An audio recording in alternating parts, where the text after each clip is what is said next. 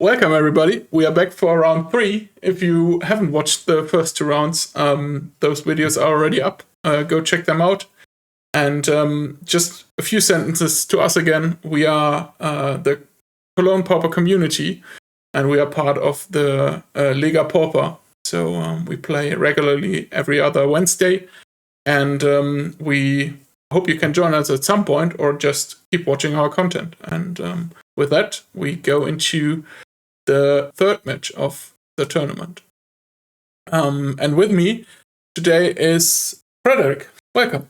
Thank you very much, Kevin, and welcome everyone joining this video today for our Nikolaus tournament. I'm a regular of our Wednesday Pauper group, and today I'm very excited to bring some valuable and maybe less valuable insights into our matches. And let's get going and start with the deck tech. First, we're going to start with the Grixis Affinity deck played by our Master of Coin, Gem, who's bringing a relatively standard list, or what do you say, Kevin?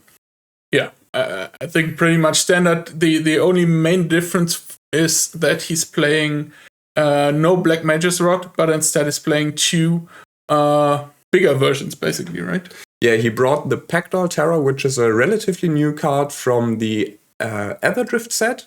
It costs 4 mana and drains whenever you bring an artifact into play. So it has less triggers with only triggering with artifacts, but you do gain some life, which might come in handy in the later matches, but with the downside of not being able to play it that early. Yeah, and maybe a few words in general to Grixis Affinity. Most of you probably are familiar with Affinity. It's the main reason to play this deck is to just get a lot of value by playing cards for free with Affinity for artifacts. And it really came to light again with the printing of the bridges, right? Those dual artifact lands, which also allowed it to now play 3 colors pretty consistently and then have a lot of synergies all around those artifacts. For example, Galvanic Blast dealing 4 damage if you have 3 artifacts. Crackland Shaman, where you can sack artifacts to wipe the board. Thoughtcast, drawing your cards for most of the time 1 mana. So a lot synergies around artifacts. Yes, exactly. The entire deck is built around all synergy, and we're gonna see how it plays out against Vittorio, who's a fellow playmate of ours who joins us regularly on Wednesdays. And today he brought a relatively standard white Weenie list with a few exceptions.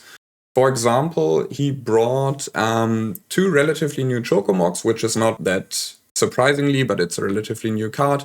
It's really nice as a finishing move because it boosts all your creatures that are already on the board, with it being an enchantment creature with a trigger on every upkeep.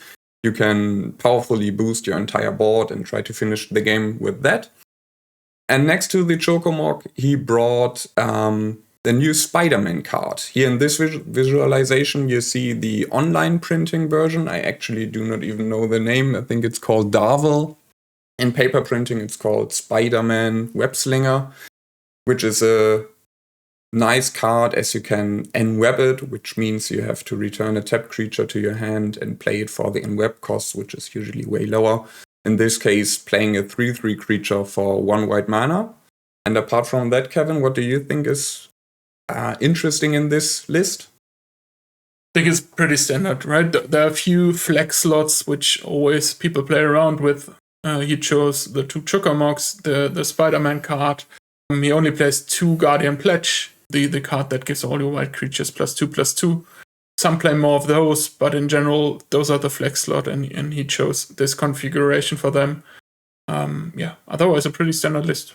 But I'm relatively interested in the 4 Martyr of Sands and the sideboards. For those of you who do not know, Martyr of Sands is a 1 mana creature, and it has an activated ability where you can reveal white cards from your hand, and for each white card you reveal, you gain life. And Vittorio decided to bring 4 of those.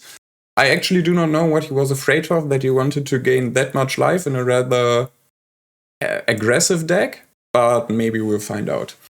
Yeah, 4 is definitely a high number. Most decks play 2 or 3 in the sideboard, but he definitely expected a lot of red. I don't think it will come in here. But maybe a few words to the general matchup. I think mono white is pretty favored here because it's faster, it's going wider, and the Grixis Affinity deck is especially struggling with a lot of flying creatures because the main board wipe is the Crackland Charm, which only wipes non-flying creatures, and the mono white deck has a lot of flying creatures. If you go wide in the air, that's normally hard to deal with for Grixis Affinity. I would say the matchup is 70-30%. So 30% Grixis Affinity, 70% White Weenie favored. But let's see how this match goes. Yes, let's get started and see how they're going to start the first round. Okay, let's see. I once again cut it out the mulligans, but Chem is down 1 card, I think, and Victorio is as well. So they're both on 6 cards here.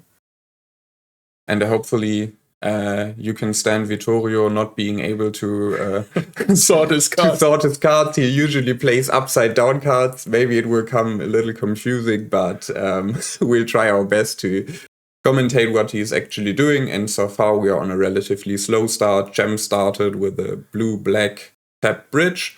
Vittorio followed up with the planes without responding immediately. Then in the second turn, Chem plays an Ica Wellspring to draw a card, and Vittorio answers by plane cycling to get another land in hand. And so we saw a relatively slow start. I think having a slow start actually favors Chem already quite a bit. He already has an affinity count of 3. And Vittorio is only starting his second turn, draws his card, and he better have a powerful play to gain an edge in this round. If you're playing over 10 1-drop creatures, you normally want to play one on turn 1, right? But yeah, he was on a multi-6, and now he needs to get on the board to... I mean, the long race is definitely won by Affinity. Yeah, and here we see the Squadron Hawk, and this might be a play where he can gain some tempo back. The Squadron Hawk costs 2 mana, and once it enters the board, you can choose any number to search for all the Squadron Hawks you might have in your deck, which is obviously at most 4. And Vittorio actually decides to search for all 3 of them already. And yeah, the mulligan to 6 comes in handy because with the 3 additional Squadron Hawks, he is on hand size 7, doesn't have to discard, and I think he already ships the turn again. Yes. And just another shout out to everybody who wants to join us. As you see here, we are proxy friendly. So if you want to try out Pauper but don't have the cards, just print them as Victorio did here for the Squadron Hawks and come join us and play around. And there you can see his upside down cards. This actually makes me mad. And apparently I miscounted and Vittorio actually had to discard 1 card, and I actually missed what he discarded. Kevin, did you see what Vittorio... I think it was a Prismatic Strands. That's the card that you can flash back by tapping a white creature and then preventing all damage from 1 color source. So that's a quite nice card to discard. Chem cracks or sacrifices his Ica Wellspring to draw 2 cards and create a map token. So 3 cards for him. Yeah, which is actually still, I think, quite a nice start for Chem. He didn't have to face any actual pressure yet. He managed to draw 4 additional cards in total, still has an artifact count of 4. And Vittorio tries to put on some pressure by playing the Raffine's Informant, where he connives on enter the battlefield, which means that he draws a card and then has to discard a card. And if he, Kevin, correct me if I'm wrong, if he discards a non-land card, he actually gets a counter? Yeah, I think he did, but I think he will remember later and put a counter on the card. So it's a 3-2 now. Yeah, and he finally managed to find a Novice Inspector, creating him a clue token, and he swung with the Squadron Hawk to gain some tempo and ship the turn already again. And Chem simply responded by playing a Refurbished Familiar, having Vittorio discard a card, and followed it finally up with a big hitter in the Myr Enforcer. As you can see, he had an artifact count of 6 already, which reduced the cost of 7 already, which reduced the cost to 0. And with the last remaining available mana, he played the Crackland Shaman, which is quite the power play for him, because with the Crackland Shaman, he has the possibility to basically nuke the entire board of Vittorio, especially the ground creatures. And here finally Vittorio remembers that he actually has a counter on the Raffine's Informant, so Gem would have to sacrifice at least 2 artifacts to blow up Vittorio's board. But from the board side, I'd say Grixis Affinity is pretty on, right? Yes. Hard to come back from that. He can wait with cracking the board because Vittorio can't attack anyway. Yeah, I think that the out is what we talked before about, right? Get big in air, get wide in air, and try to push damage through there. Yeah. But I definitely see another planes in his hand, so not sure how much is going on there.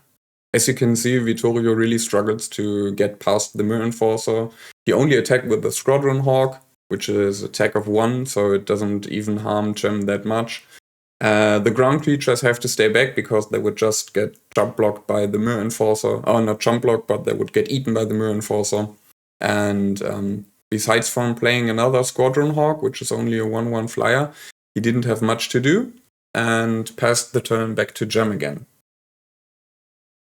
Thoughtcast for 1 mana, drawing 2 cards. I mean, the value engine on Grixis Affinity is definitely way higher, so it's a tough spot for Vittorio to come back from. Yeah, and Gem decides that it's his turn to put pressure on the board by attacking with the Mirror Enforcer. He does not appear to be scared in any way. Instead, he tries to put the pressure on Vittorio. Vittorio actually decides to double block the Mirror Enforcer, which allows him to have somewhat of more access to the board in combat phase, and I think he probably did it as well because he was fearing for the Crackland Shaman wiping it anyways. Therefore, it's, in my opinion, a favorable trade for Vittorio if he manages to flood the board again. Maybe even find a way to deal with the Crackland Shaman, so that he doesn't lose everything immediately. At the end of Gem's turn, Vittorio cracks one of his clue tokens to draw an additional card, and then starts his turn, hoping for a good draw. However, as we can see, he finds another land. Actually, I remember when cutting this, he actually drew the Battle Screech, which is probably really maybe the best card in this matchup. I don't really know why he attacked with both birds. I would have kept one back to instantly flashback the Battle Screech. Yes. This 1 damage doesn't really matter too much, and he would have had 2 more damage the next turn. But yeah, he chose to attack with them, and now he has 2 birds and the possibility to flashback the Battle Screech next turn. Battle Screech probably is actually the card you want to find in this matchup, to have plenty of flyers to go past Gem's board, and as we already discussed, they're relatively safe from the Crackland Shaman. But in Gem's turn, we see the 1 card Vittorio probably didn't want to see at all, which is the Pactal Terror. Yeah, the game went on long enough, so this will have a big impact now, draining him for 1 with every artifact, and Affinity is playing a lot of artifacts. Yeah, especially if you can get additional value from your land drops. Having the Pactal Terror in play, draining your opponent with basically every single card you play, might be too powerful. But I think it gets really interesting here now because he drew another Battle Screech, and this will give him a lot of flyers, and he might be even able to push the damage through. So he plays the other one for 4 mana, gets 2 more birds. And now he has a possibility to flashback both by tapping 3 white creatures each. He does it for the first one, getting 2 other ones. Gets a bit messy now with the birds who are summoning sick, who came in this turn, who are able to attack. But he gets 2 more untapped ones, and then he wants to probably tap 3 more creatures to create the last 2 as well. Yeah, and I think this is actually what we're seeing here. He's tapping, in total 3 additional birds now, creating or using the flashback ability of the Battle Screech to flood the board with as many 1/1 flyers as possible. I think if I counted correctly, we should be at a count of 10 1/1 flyers by now. Yes. And that's a fast clock, right? That gives him the possibility, even through the Pectoral Terror, to win this match. Yeah. He did them, or both of them did the math correctly, and Vittorio still had access to 2 birds without summoning sickness, and he chose to swing with them, taking Gem back down to 16, which would make it a 2 clock turn if Gem doesn't find a way to deal with all the 1/1 flyers. And also he had a Thraben Charm for a long time in hand, so he used the mode where he deals damage equal to the number, or twice the number of creatures he has, and that's 20 damage for the Pectoral Terror, killing that one. I think Vittorio managed to turn this game around and be in a favorable position now, right? Yeah, as bad as the start looked like, it looks very favorable for Vittorio by now. And I'm really interested to see what Gem manages to do out of it. He starts by using the map token to reveal the top card of his library. And we couldn't see that, but it was not a land, so he put a 1/1 counter on the Refurbished Familiar, and he's now able to block without dying. That's probably his thought there. Yes. Apart from cracking the map token, he didn't have that many plays in his main phases. Therefore, he ships the turn back to Vittorio, who has now the full ability to come swinging with 10 1/1 flyers. And let's see whether he finds an additional play to maybe even remove the Refurbished Familiar. However, he starts by attacking with all 10 birds. Gem obviously blocks one of them, taking 9 damage, taking him down to 7. And apparently Vittorio passes his turn after that, and Gem uses his unspent mana to crack the Blood Fountain for 4 mana, returning the Pectoral Terror and what did he? Mirror Enforcer. And the Mirror Enforcer back to his hand to have these valuable creatures back in his hand. And Thoughtcast was the card he revealed with the map token. That's why he showed it there again. Probably start now with a Pectoral Terror and then a Mirror Enforcer for free, I guess, draining him for 1. Yeah, and actually the Pectoral Terror drains when it enters itself as well. Exactly. So Gem already managed to gain 2 life this turn and drain Vittorio for 2. Maybe it comes in handy later in this game. And he has another Mirror Enforcer in his hand, draining Vittorio for an additional health point. And since Vittorio lost 1 bird in the previous attack, he only has 9 left, making it basically impossible to kill Gem in this turn. However, he swings with all birds he has, which is the correct play in my opinion. No, to be honest, not. Because he's dead on board if Gem plays 1 artifact, I think. He's dead on the backswing. So I think you need to leave back at least 1 bird and hope to kill him in the turn after that. But this definitely was another good attack. He's down to 4 now. He only can cast so many artifacts from his hand. Let's see where he ends up at the end of the turn in numbers of life. But he has still 8 birds. He's at 5 life now. Because he has a block himself now, right? Attacking for everything. Yeah, and Vittorio has a really good answer to that play. I think it would have been a lethal attack. However, he manages to find Prismatic Strands, negating the black damage. However, Gem has a follow-up Galvanic Blast in his hands. We do not need to count the artifacts. He probably has more than 3. And finishes Vittorio off in a relatively surprising lethal attack. And with this, we go to game 2. Kevin, what sideboard options do we have on Gem's side? Not too many, I think.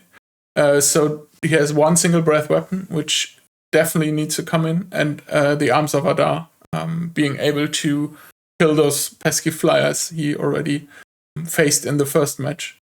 And otherwise, I'm not sure. Maybe the Unexpected Fangs to buy a bit more time in gaining some life.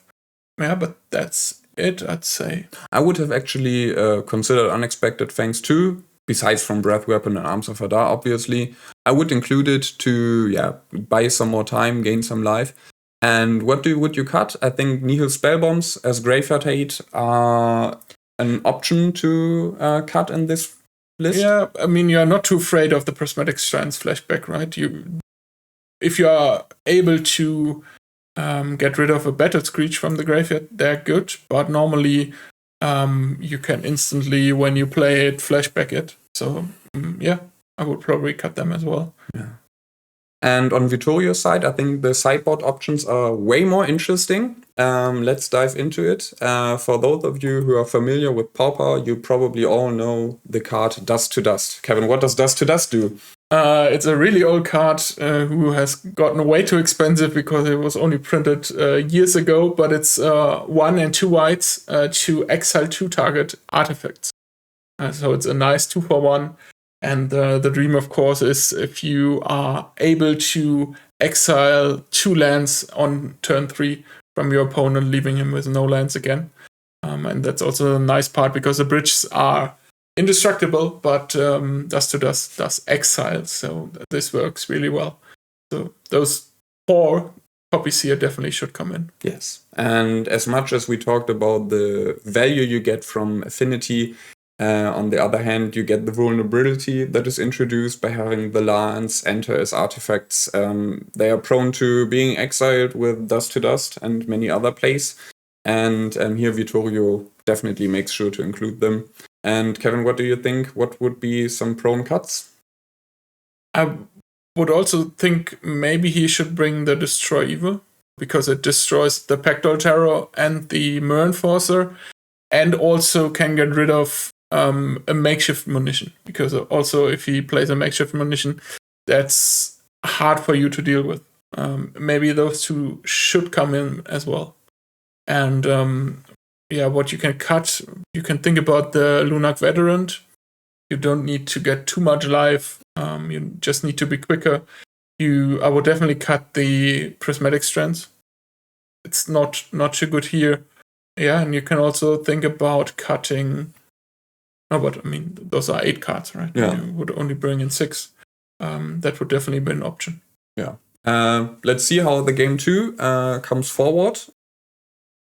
Vittorio being down 1 match, he has the beginning in his hand. And from what I can see, Vittorio at least did not have to go for a mulligan. Starts with 7 cards and plays the plans, shifts the turn, doesn't have the Weenie start again.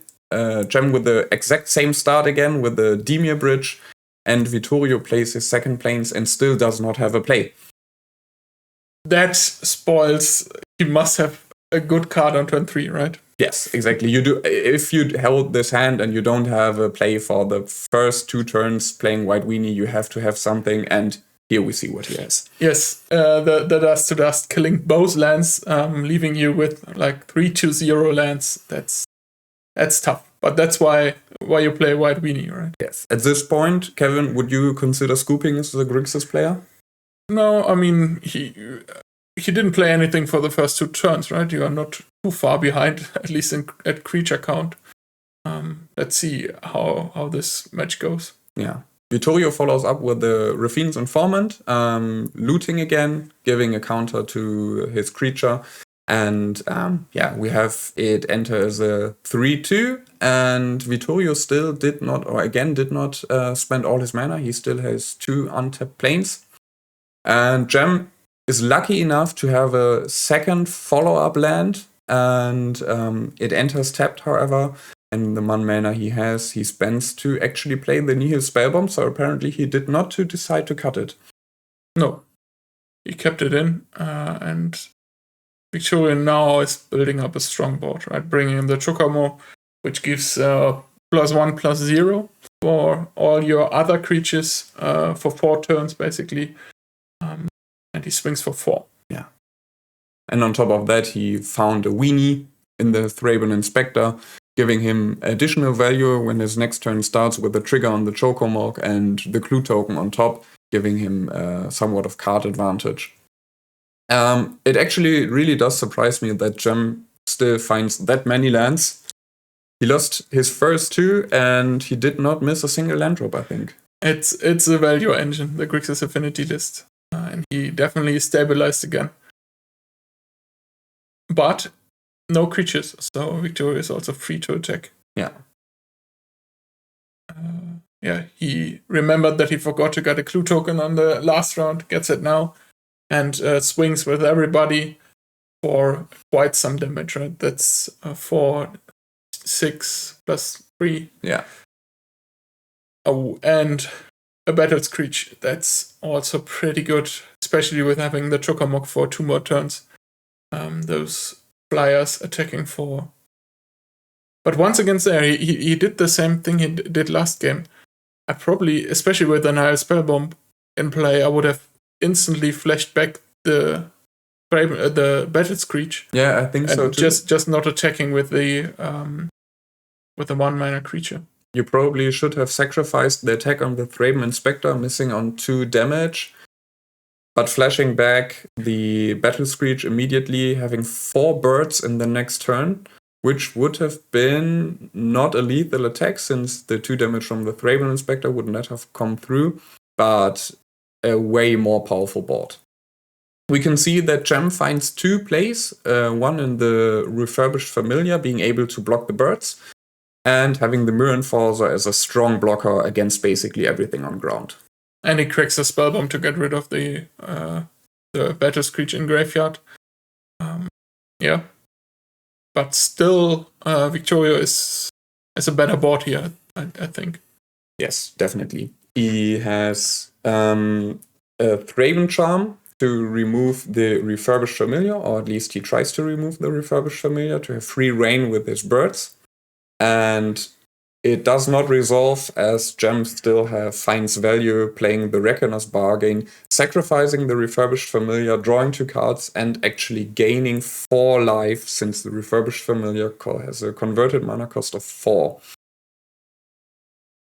And he also boarded in the Destroy Evil to destroy the Mirror Enforcer. In response, he Galvanic Blast the Chocomo. But that's the effect is already there, right? They still keep the +1, so he probably should have done that in his turn, preventing the creatures from getting +1/+1. And Gem is down to 1 life here, with like 4 creatures of Victoria on his hand. Finds a Refurbished Familiar again, making Vittorio discard his last card, which was a Plains, so it wasn't even that valuable. And we need to see what Gem finds on top of that. He has a Makeshift Munitions, which makes it possible to blast down all the creatures of Vittorio by sacrificing the artifacts and paying the mana cost. He has only 2 mana up, so I think it's still lethal on board, right? He has 4 creatures, he can shoot 2 of them, block 1 of them. So if he doesn't have anything else in hand, that's lethal at the moment. And Vittorio decides to start by swinging with all the creatures he has. Gem responds by blocking the Raffine's Informant, and he has the valuable Reckoner's Bargain on the Refurbished Familiar again, negating the block damage of the Raffine's Informant, gaining 4 life from the Refurbished Familiar, and then taking 3 from the 2 birds and 1 Thraben Inspector, taking him down back to 2 life. And that's what I meant in the beginning. Victoria had still had a clue, which he could crack before attacking. And as you can see now, he should have done that, because he found a Chocomo there, and would he have played that before combat, it would have been lethal. Yeah, but it still looks very dire for Gem. It somewhat feels like the Simpsons meme, where with the voice line, "I didn't hear no bell." Yeah. He finds a Mirror Enforcer to have an additional blocker. And starts shooting. Yeah, starts blasting. 1 bird down. And even gets value from blasting there. He sacrifices the Ica Wellspring, drawing him an additional card. And passes the turn. Looking at this board, he has a trigger on the Chocomog again. And still 1 flyer and 2 other ground attackers. having a heavy lethal attack, and Gem responds by blocking the Chocomog to avoid the damage, and he has a breath weapon in hand, destroying all other creature, completely wiping the entire board. Yeah, the one breath weapon from the sideboard coming in handy there. But yeah, now it's the back against the wall for Victoria, right? He's doesn't have any cards in hand. Plays Raffine's Informist, which gets shot before his trigger. Yeah, I think the trigger still resolves, so he should put one card in his hand and then in the graveyard. It should be on the stack, yeah. And I think Gem has the best card in hand to play in his turn. He has the Pectoral Terror, draining for 1 life again, having another land in hand, draining for another life. And since Vittorio does not have anything in his hands, and there's no direct damage in White Weenie, it looks very dire for him. Everything that he plays on board will get shot by the makeshift munitions. Yeah. I mean, I have to say, I heard the audio and I heard that Victorio noticed his mistake with not cracking the clue before attacks before. So he noticed that mistake already, and now it's looking. Yeah, and he even showed what he has in hand. He has the Thraben Charm. It could be possible to exile or remove the makeshift munitions, but it doesn't do anything for him. He can't shoot down the Pectoral Terror since he doesn't have a board. And from here on, I think Gem just takes over the game, finding value in every single play he has. And Vittorio really needs a good draw to avoid Gem gaining life over and over and over again. But Grixis Affinity might be too powerful in this setup. It's too late now. He missed his shot, and Gem drew pretty well there. I think the breast weapon was coming from the top of his deck, so that was the right card at the right moment. And Victoria now drawing not so well, but he was on his back foot there. I don't think he had a chance anymore. He has one last shot in the Planecycler from the Lord of the Rings set. I think it's Landroval. It's his name. It's a pretty hefty flyer. Trying to win over the game with this creature, but I would actually not be this optimistic to win the game. And as we see, Gem has 2 Galvanic Blasts in hand to finish it off. Yeah. And this was the 3rd round of our Nicholas Cup. And Kevin, what do you say? What is the takeaway from this match? Yeah, I mean, we said it in the beginning, 70% normally win rate for White Weenie, but you saw here how it can go, right? A slight misplay, not so favorable draws, and that's how you lose it, 2-0 for Grixis Affinity. Yeah. Thanks everyone for watching our video. Be sure to check out our other videos you see on the channel, especially the rounds we played before, and keep your eyes around for any further videos we are going to upload. We plan to be very active and would love every single one of you checking the videos out. And even more, feel free to check out our weekly playgroup on Wednesday in our club location. Send us a message, come check by, play some games, have some fun. We're looking forward to seeing you. Yeah, you can find everything in the description. Cheers.